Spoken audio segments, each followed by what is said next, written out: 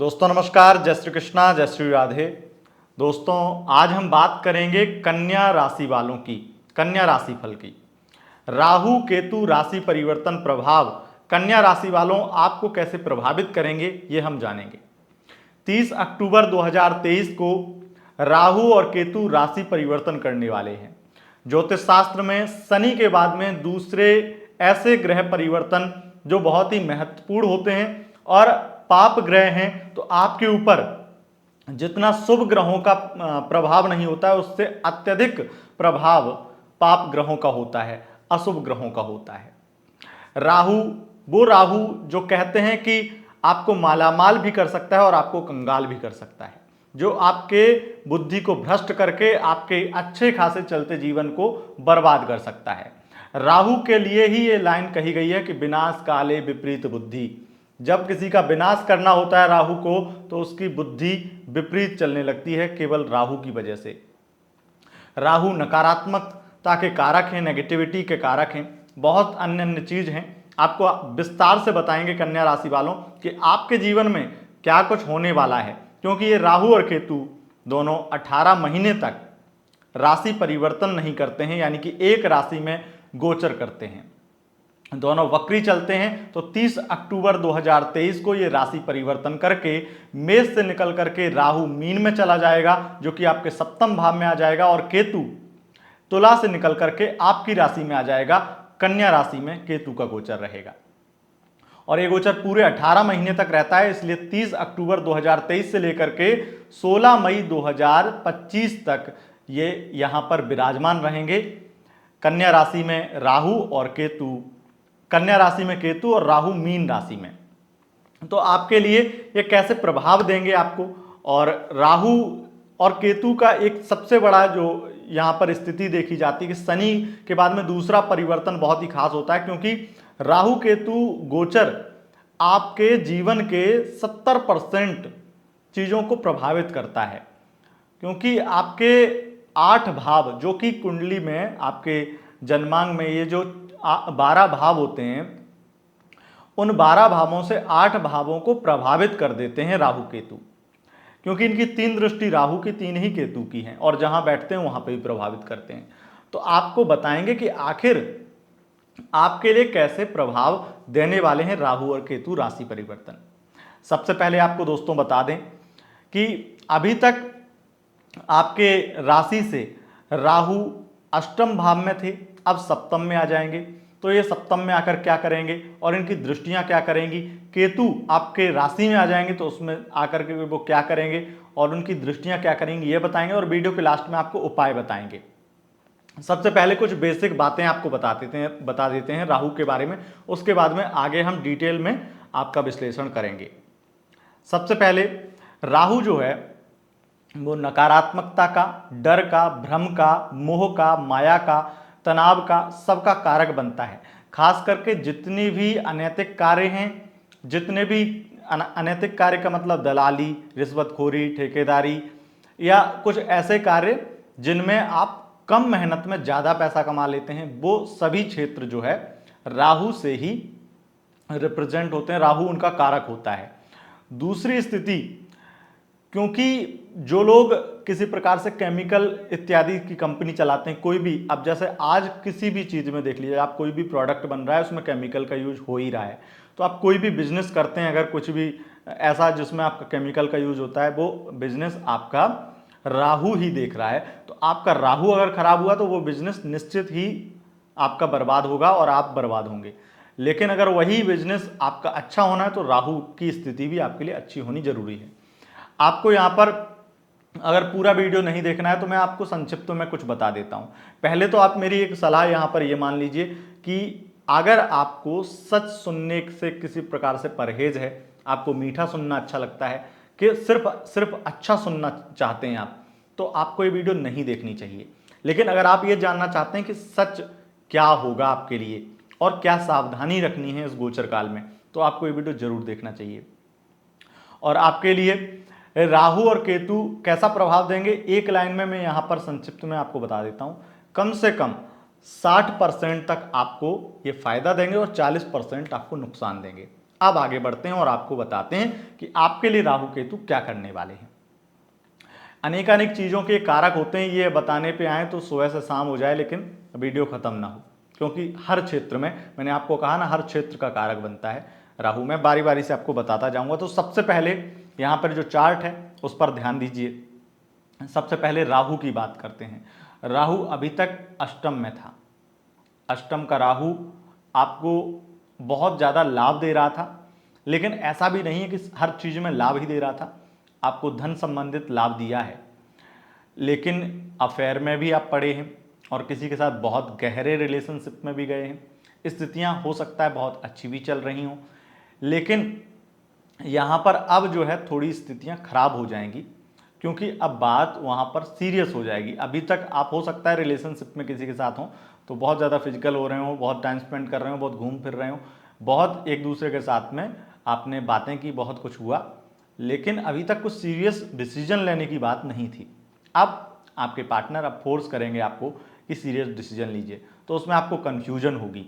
तो सप्तम भाव का राहु जो है आपको एक तो कन्फ्यूज कराएगा, सप्तम भाव में बैठ करके मैरिड लाइफ को भी डिस्टर्ब करेगा, इसमें तो कोई दो राय नहीं है। मैरिड लाइफ को अगर आप खास करके महिला हैं तो आपकी ये तक नौबत आ सकती है, अगर आपकी कुंडली का राहु भी खराब है ना, कुंडली में भी राहु की स्थिति, शनि की स्थिति खराब है, या शनि राहु सप्तम में या लग्न में बैठे हैं, तृतीय में बैठे हैं, एकादश में बैठे हैं, तो ज़्यादा संभावना है कि आपको अपना ससुराल छोड़ना पड़ेगा। अब आपके अपने पति के घर से बाहर निकलना पड़ेगा, इतने मजबूर कर देंगे वो लोग वहाँ पर, और ख़ास करके आपके हस्बैंड आपको बहुत ज़्यादा सताएंगे। पर पुरुष हैं तो इतनी दिक्कत नहीं होगी।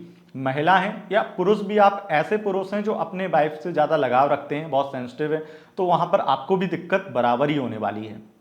लेकिन महिलाओं को ज़्यादा सेंसिटिव माना जाता है, तो उनके इमोशंस पे बार राहु ज़्यादा करता है। इसलिए मैरिड लाइफ तो आप समझ लीजिए एक शब्द में कि मैरिड लाइफ में कलेश की स्थिति और अलगाव की स्थिति, विच्छेद की स्थिति बनेगी। आप निर्णय नहीं ले पाएंगे, अलग हो जाएंगे, एक छत के नीचे रहेंगे, बोलेंगे नहीं, या अपने एक दूसरे से अलग हो जाएं, दूरियां बन जाएं, लेकिन जब बात अलग होने की, डिवोर्स की है, तो वहाँ पर निर्णय नहीं ले पाएंगे, कन्फ्यूजन वाली चीज़ें रहेंगी।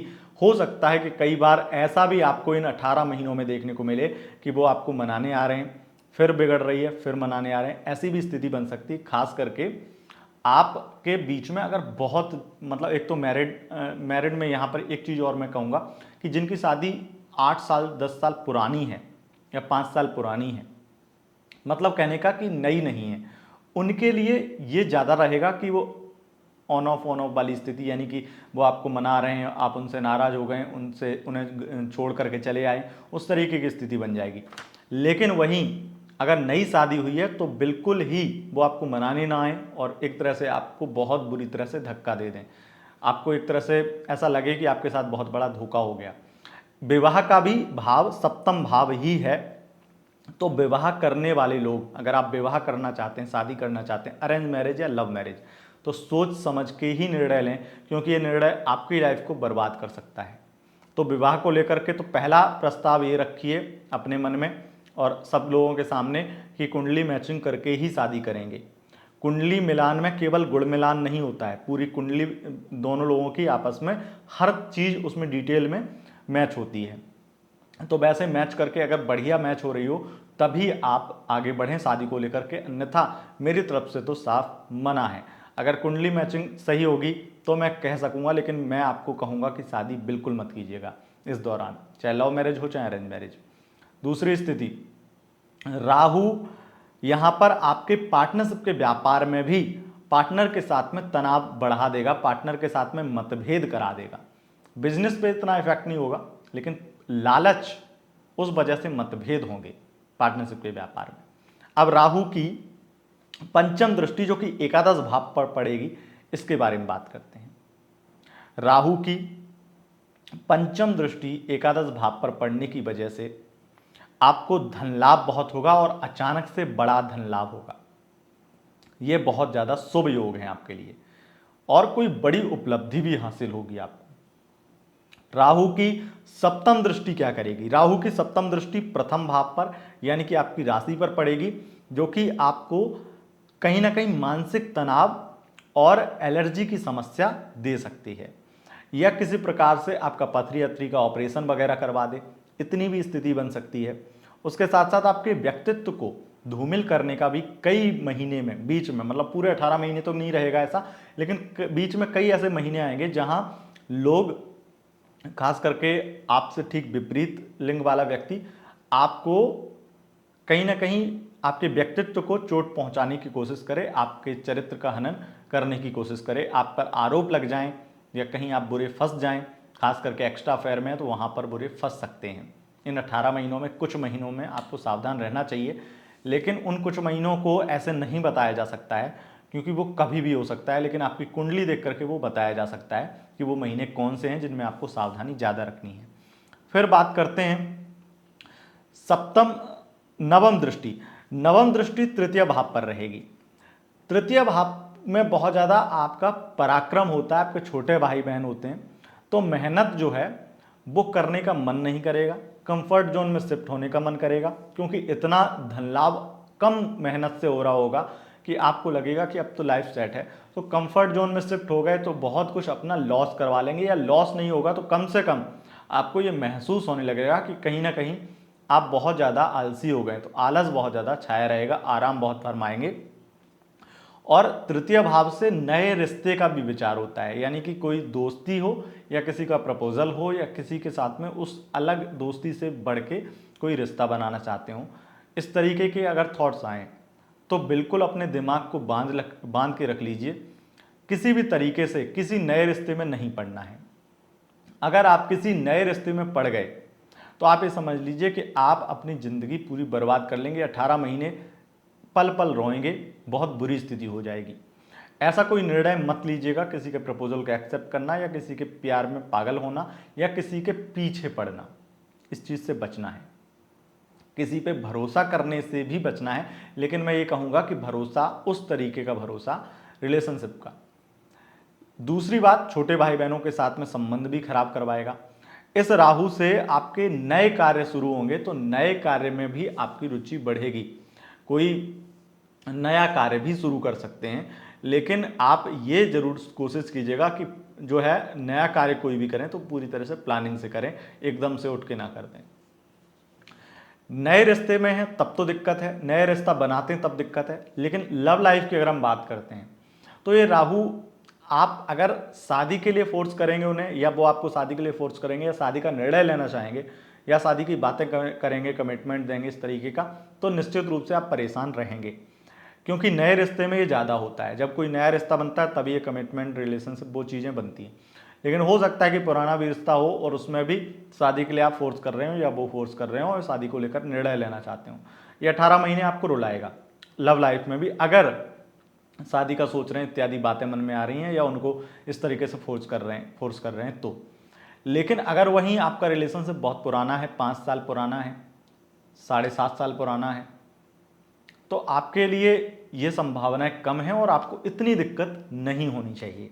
आपको थोड़ा बहुत मानसिक अशांति, थोड़ी बहुत दिक्कत हो सकती है, लेकिन राहु आपको इतना भी परेशान नहीं कर लेंगे कि आप किसी भी तरीके से उस रिश्ते में बहुत ज़्यादा ही प्रताड़ित हों, परेशान हों। लेकिन राहु, अगर आपकी कुंडली में स्थितियां खराब हैं आपकी राहु की और राहु की महादशा चल रही है, तो निश्चित रूप से आपके फिर बहुत ज़्यादा लंका लगाएंगे राहु, आपकी लव लाइफ की भी। अब बात करते हैं केतु की। केतु जो कि आपकी राशि में विराजमान है, तो ये आपके अंदर एक अलग इंट्यूशन पावर बढ़ाएंगे, जिससे आपकी सोचने की कार्य क्षमता बढ़ेगी और आपके कार्य से लोग प्रभावित होंगे। आपका यश बढ़ेगा, आपकी कीर्ति बढ़ेगी, आपको सम्मान प्राप्त होगा, बड़े बड़े लोग आपको सम्मानित करेंगे और बड़े बड़े लोगों से आपके संपर्क बढ़ेंगे। स्थितियां बहुत ज़्यादा आपके लिए अच्छी हैं। कई ऐसे लोग जिनसे मिलने के कभी ख्वाब थे, उनके साथ में बैठ करके नाश्ता कर रहे होंगे। ऐसी स्थिति भी कहीं ना कहीं ये केतु देते हैं। केतु की प्रथम भाव यानी कि आपके राशि में स्थिति आपको थोड़ा सा डर, थोड़ा सा मतलब कॉन्फिडेंस में कमी थोड़ी सी दिख सकती है। तो इस चीज़ को बैलेंस करने के लिए आपको आध्यात्मिक, धार्मिक कार्य करने चाहिए और आध्यात्म की ओर बढ़ना चाहिए, मेडिटेशन इत्यादि करते रहना चाहिए। आपको जो है कंफ्यूजन वाली स्थिति राहु देगा, उसको थोड़ा सा बैलेंस करेंगे केतु। केतु की पंचम दृष्टि पंचम भाव पर रहेगी, जो कि आपकी लव लाइफ में थोड़ा सा मतभेद और थोड़ा सा ईगो वाला या थोड़ा सा एंगर इशू बनाएगा। पार्टनर ज़्यादा गुस्सा आपको दिखाए उस तरीके की स्थिति, या आप उन्हें ज़्यादा गुस्सा दिखाएं, तो गुस्सा ईगो की लड़ाई दोनों की चलेगी। ये तो कहीं ना कहीं केतु करेंगे। शिक्षा में, शिक्षा पंचम भाव शिक्षा और संतान का भी भाव है। तो शिक्षा में क्या होगा आपके लिए, जो शिक्षा विद्यार्थियों के लिए बहुत ज़्यादा स्थितियां मेहनत की बन रही हैं। कॉन्फिडेंस के साथ में मेहनत करें और आगे बढ़ें, आपको सफलता प्राप्त होती चली जाएगी। थोड़ा सा आलस जो राहु दे रहे हैं उसको थोड़ा केतु कम करेंगे, जिससे कि पढ़ाई आप डेडिकेटेड होकर कर पाएं। लेकिन आपको इस चीज़ का ध्यान रखना है कि आप किसी गलत संगत में न पड़ जाएं। अगर आप स्टूडेंट्स हैं, अगर आपके बच्चे बड़े हो गए हैं तो उनका आपको विशेष ध्यान रखना चाहिए, वो किसी गलत संगत में न पड़ जाएं इस चीज़ का। आपके संतान में बहुत ज़्यादा धार्मिक कर्म करने की रुचि भी बढ़ सकती है अगर आप उन पर ध्यान दें। ये वो समय है जब उन्हें आप, अगर बहुत बिगड़ा हुआ कोई बच्चा है, उसे सुधारा जा सकता है। संतान प्राप्ति के भी योग बनेंगे इस दौरान, और आपको ऐसी कोई संतान प्राप्त होगी जो कि बहुत ज़्यादा आपके कुल को तारने वाली होगी, कुल दीपक होगी। वो संतान आपके कुल का नाम रोशन करेगी। तो बहुत ज़्यादा अच्छी स्थितियाँ आपके संतान की बन रही हैं। अगर कोई मेडिकल प्रॉब्लम है तो इस दौरान इलाज कराने से मेडिकल प्रॉब्लम भी दूर हो जाती है और आपको संतति प्राप्त होती है। इन 18 महीनों में केतु सप्तम भाव पर दृष्टि डाल करके, सप्तम दृष्टि से सप्तम भाव को देखेंगे और ये व्यापार में बहुत ज़्यादा धन लाभ कराएंगे, खास करके पार्टनरशिप के व्यापार में धन लाभ कराएंगे। मैरिड लाइफ में तो स्थितियां खराब ही करेंगे, एंगर इशू वहां पर भी बनेंगे, ईगो प्रॉब्लम वहां पर भी बनेगी। आपकी एक दूसरे से दूरियां भी थोड़ी केतु करवा रहे हैं। उसके साथ साथ विदेश यात्रा के भी योग बनेंगे। आप किसी कार्य को लेकर के विदेश यात्रा भी करेंगे, एक से अधिक बार आप विदेश यात्रा करने वाले हैं। केतु की सप्तम भाव पर दृष्टि शादी में रुकावट भी पैदा करती है, क्योंकि केतु जानते हैं कि आपकी ये शादी सही नहीं है। राहु मजबूर करेंगे, परेशान कर लेंगे। राहु आपकी बुद्धि को ऐसे भ्रमित कर देंगे, ऐसे डरा देंगे, ये डर बैठ जाएगा कि पता नहीं अब शादी होगी नहीं होगी, तो इस वजह से कर लेते हैं, जैसे तैसे जिससे मिले वो कर लेते हैं।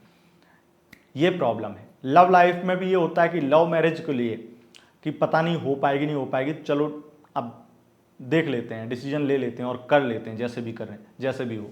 तो ये जल्दबाजी या ये गलत निर्णय आपके लिए बहुत ज़्यादा राहु देने की कोशिश करता है, लेकिन केतु इसे बैलेंस करता है। केतु कहता है नहीं, मतलब आप ये समझेंगे, आप जो कंफ्यूज होते हैं ना, वो क्यों होते हैं, क्योंकि राहु तो आपके ऊपर दबाव डाल रहा है, लेकिन केतु आपका एक दूसरा मन कहता है ना कि नहीं ये गलत है। वो केतु ही है, वो दूसरा मन केतु ही है जो आपको रोकता है कि नहीं यहाँ पे ये गलत हो जाएगा।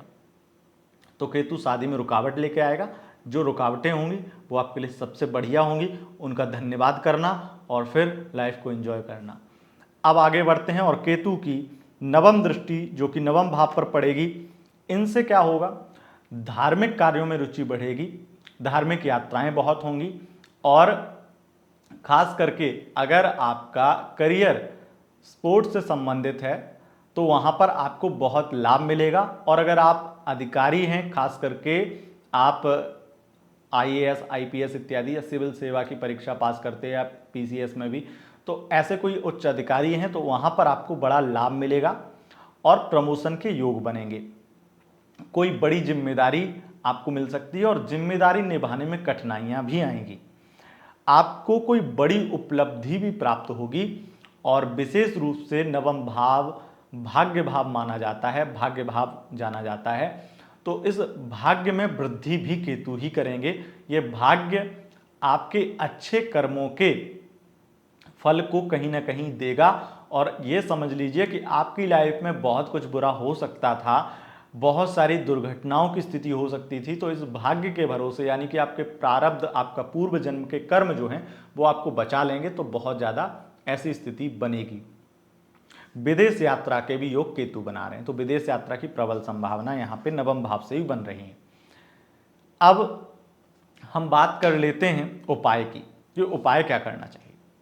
उपाय में आपको एक मंत्र है। वैसे तो मैं आपको बता दूं कि अगर आपको साधारण उपाय करने हैं, बहुत छोटे छोटे उपाय रोजाना में, तो उसके लिए आपको एक वीडियो सर्च करना पड़ेगा। आपको लिखना होगा राहु केतु उपाय अतुल त्रिपाठी। तो आपको एक वीडियो मिलेगा 2 साल 3 साल पहले का। वहाँ पे हमने अलग से राहु केतु के उपाय ही उपाय बताएं, बहुत सारे उपाय बताएं। उनमें से कोई एक उपाय उठाइए जो अच्छा लगे और वो डेली रूटीन में करिए। ये आपके लिए बहुत सरल होगा, लेकिन ये थोड़ा सा कठिन है। इस मंत्र की आपको एक माला करनी, ये अगर वो आपको उपाय नहीं देखने, सरल उपाय नहीं करने, कठिन उपाय करना है और अच्छा उपाय करना है, मतलब वो भी अच्छे हैं लेकिन ये बेस्ट है। तो इसके लिए आपको एक रुद्राक्ष की या तुलसी की माला लेनी है और उस माला से इस मंत्र का एक माला रोजाना जप करना है। रोजाना ना हो सके तो आपको एकादशी वाले दिन, एकादशी तिथि को आपको जरूर ही जप करना है, महीने में 2 बार। ये मंत्र है ओम कृष्णाय वासुदेवाय हरये परमात्मने प्रणतः क्लेश नाशाय गोविंदाय नमो नमः। इस मंत्र की आपको एक माला करनी है। दोस्तों, यह था कन्या राशिफल का वीडियो, राहु केतु राशि परिवर्तन। अगर आपको यह वीडियो का फल विश्लेषण अच्छा लगा है तो आप इस वीडियो को लाइक करें, अपने दोस्तों के साथ शेयर करें और चैनल को सब्सक्राइब करके बेल आइकन प्रेस कर लें। इंस्टाग्राम पर फॉलो कर सकते हैं, इंस्टाग्राम का लिंक डिस्क्रिप्शन में है। बहुत बहुत धन्यवाद दोस्तों, नमस्कार।